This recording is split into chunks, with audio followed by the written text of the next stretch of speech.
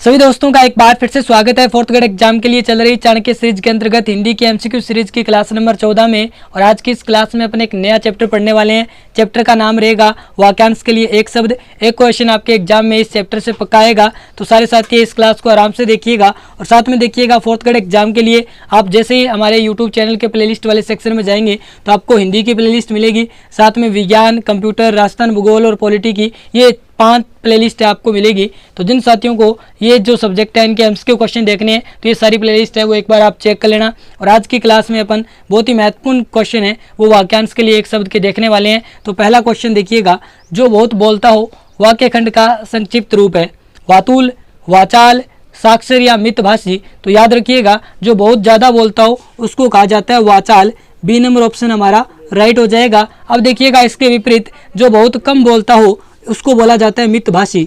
जो बहुत कम बोलता हो उसको क्या बोलेंगे? मितभाषी। ये भी आप याद रखेंगे। नेक्स्ट क्वेश्चन, क्वेश्चन नंबर 2 देखिएगा, अधिक समय तक जीने की इच्छा वाक्यांश के लिए उपयुक्त शब्द है जिगीषु, जिजीविषु, जिजीविषा या जिगीषा। तो यहाँ पे हमारा राइट आंसर होगा जिजीविषा, यानी अधिक समय तक जीने की इच्छा है उसको बोला जाता है जिजीविषा। सी नंबर ऑप्शन हमारा राइट हो जाएगा। अब यहाँ पे एक और बात आ जाती है कि जीने का इच्छुक, ये तो जीने की इच्छा है जिजीविषा, जबकि जीने का इच्छुक है इसको बोला जाता है जिजीविषु। यानी जो जीने का इच्छुक है इसको क्या बोला जाएगा? जिजीविषु। ये आप याद रखेंगे। इसी प्रकार जिगीषा है ये जीतने की इच्छा, जीतने की इच्छा इसको बोला जाता है जिगीषा, जबकि जिगीषु है ये है जीतने का इच्छुक, जीतने का इच्छुक। तो ये भी आप याद रखेंगे। और एग्जाम में ऐसे क्वेश्चन है वो एग्जामिनर के द्वारा ये जो टॉपिक है यहाँ से बहुत पूछे जाते हैं, तो ये चारों ही हैं आप याद रखेंगे, बहुत ही इंपॉर्टेंट शब्द है। क्वेश्चन नंबर 3 देखिएगा, जिसका कोई शत्रु ना हो वाक्यांश के लिए उपयुक्त शब्द है। तो जिसका कोई शत्रु ना हो उसे बोला जाता है अजात शत्रु। ए नंबर ऑप्शन हमारा राइट हो जाएगा। नेक्स्ट क्वेश्चन, क्वेश्चन नंबर 4 बहुत ही महत्वपूर्ण ये क्वेश्चन है कि रंगमंच पर पर्दे के पीछे का स्थान है उसको क्या कहा जाता है? पृष्ठमंच कहा जाता है, दर्शक दीर्घा बोला जाता है, नाट्य स्थल बोला जाता है या नेपथ्य बोला जाता है। तो रंगमंच के पर्दे के पीछे का जो स्थान होता है उसको नेपथ्य बोला जाता है। आप याद रखेंगे। डी नंबर ऑप्शन हमारा यहाँ पे राइट हो जाएगा। क्वेश्चन नंबर 5, किस वाक्यांश के लिए प्रयुक्त शब्द सार्थक नहीं है? जिसका अनुभव किया जा चुका हो उसे अनुभूत बोलेंगे। तो आपकी एकदम सही है। जिसे जीता ना जा सके अजय, ये भी सही है। बिना वेतन काम करने वाला अवैतनिक होता है। और यहाँ पे ये जो डी नंबर ऑप्शन है दोपहर के बाद का समय पूर्वाह्न होता है, तो ये गलत है। दोपहर के बाद का समय वो अपराह्न होता है, आप याद रखेंगे, जबकि दोपहर से पहले का समय उसको पूर्वाह्न बोलते हैं। ठीक है, आगे एक क्वेश्चन भी है इसमें आपको पता चल जाएगा। यहाँ पे हमारा डी नंबर ऑप्शन है वो राइट हो जाएगा। क्वेश्चन नंबर 6 देखिएगा, अपराह्न शब्द निम्नलिखित में से किस समय के लिए प्रयुक्त होता है? तो अभी मैंने आपको बताया अपराह्न मतलब दोपहर के बाद का समय, और देखिएगा पूर्वाह्न इसमें पूर्व, इसका मतलब दोपहर से पहले का समय वो होता है आपका पूर्वाह्न। तो याद रखिएगा बी नंबर ऑप्शन हमारा यहाँ पे राइट हो जाएगा। आपके एग्जाम में अपराह्न और पूर्वाह्न दोनों पूछे जा सकते हैं। क्वेश्चन नंबर 7, कि जो कहने सुनने में लज्जापूर्ण या घिनौना हो उसे क्या बोलते हैं? अब यहाँ पे ऐसे भी मैं लिख सकता हूँ, जो कहने सुनने या देखने में लज्जापूर्ण या घिनौना हो तो उसको क्या बोला जाता है? अश्लील बोला जाता है। बी नंबर ऑप्शन हमारा राइट हो जाएगा, आपको याद रखना है। क्वेश्चन नंबर 8, जिसमें अपमान का भाव हो वह हंसी के लिए उपयुक्त शब्द है हास, विनोद, व्यंग्य, उपहास। तो देखिएगा हास होता है मतलब आप हंसी मजाक कर रहे हैं, विनोद का मतलब कोई बहुत सारे साथी है वो मनोरंजन कर रहे हैं, कोई खेल खेल रहे हैं उससे मनोरंजन हो रहा है तो वो विनोद हो गया। व्यंग्य का मतलब होता है कि कोई मीठी मीठी बातों में किसी को तीखे शब्द कहना, वो आपका व्यंग्य होता है। जबकि उपहास होता है अपमान भरी हंसी, यानी किसी का अपन अपमान कर रहे हैं और उस पर हंस रहे हैं, वो आपका उपहास होता है। तो डी नंबर ऑप्शन है वो राइट हो जाएगा। ठीक है, क्वेश्चन नंबर 9 देखिएगा, कि कही हुई बात को फिर कहना वाक्यांश के लिए सार्थक शब्द है वाचाल, तार्किक, पृष्ठपेषण या पूर्वग्रह। तो कही हुई बात को फिर कहना ये होता है पृष्ठपेषण करना। सी नंबर ऑप्शन हमारा राइट हो जाएगा। क्वेश्चन नंबर 10, अपने कुल का श्रेष्ठ या प्रतिष्ठित व्यक्ति वाक्यांश के लिए सार्थक शब्द है कुलागार, कुलकंटक, कुलकेतु या कुलीन। तो अपने कुल का श्रेष्ठ या प्रतिष्ठित व्यक्ति है उसको बोला जाता है कुलकेतु, जबकि इसके विपरीत अपने कुल को जो कलंकित करने वाला होता है उसको बोला जाता है कुलांगार। ठीक है, तो ये दोनों ही बातें आप याद रखेंगे। यहाँ पे सी नंबर ऑप्शन हमारा राइट हो जाएगा। क्वेश्चन नंबर 11, ज्ञान प्राप्ति की इच्छा रखने वाला वाक्यांश के लिए सार्थक शब्द है पिपासु, जिज्ञासु, सन्यासी, तपस्वी। तो यहाँ पे ज्ञान प्राप्ति की या कोई चीज जानने की जो इच्छा रखता है उसको बोला जाता है जिज्ञासु। बी नंबर ऑप्शन हमारा राइट है। और आज का कमेंट बॉक्स का क्वेश्चन है कि पिपासु का अर्थ क्या होता है, ये आपको कमेंट बॉक्स में बताना है। क्वेश्चन नंबर 12 देखिएगा, मरने की इच्छा हेतु उपयुक्त शब्द है। अब देखिएगा दो क्वेश्चन बनेंगे, एक तो मरने की इच्छा, एक मरने का इच्छुक, दोनों ही अलग हैं, ठीक है। तो यहाँ पे एक तो है मुमुक्षा, मुमूर्षा, जिजीविषा, उत्ग्रेषा। तो यहाँ पे मरने की जो इच्छा के लिए उपयुक्त शब्द है वो आपका है मुमूर्षा।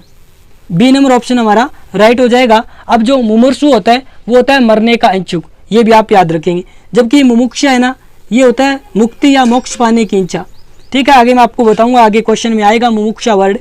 तो यहाँ पे देखिएगा ये आ गया क्वेश्चन नंबर 13, मुक्ति पाने का इच्छुक वाक्यांश के लिए सार्थक शब्द है।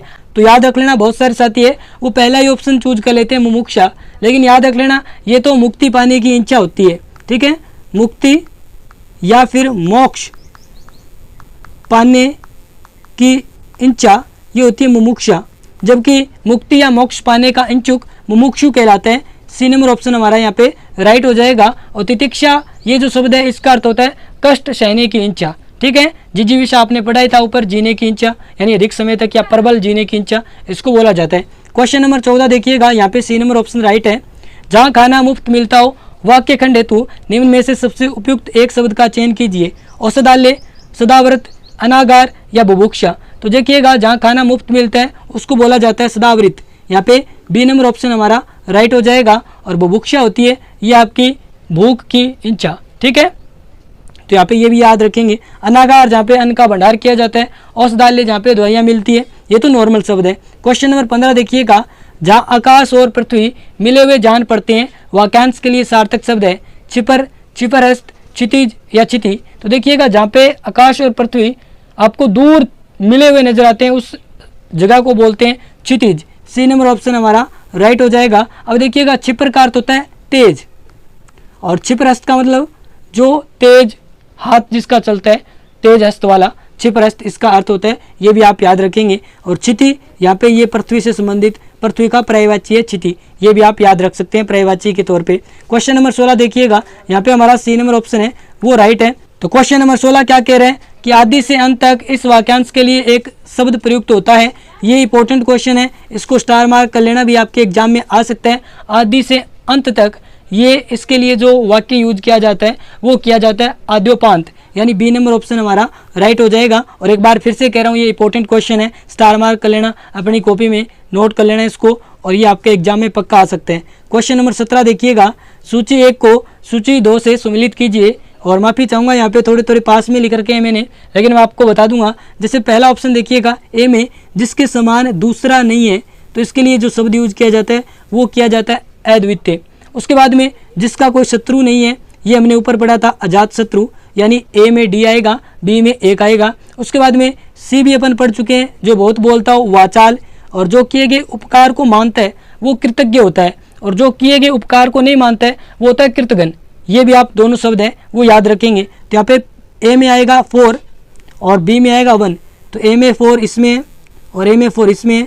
यहाँ पे देखेंगे बी में 1, बी में 2 है, यहाँ पे बी में 1 है। तो डी नंबर ऑप्शन हमारा राइट हो जाएगा।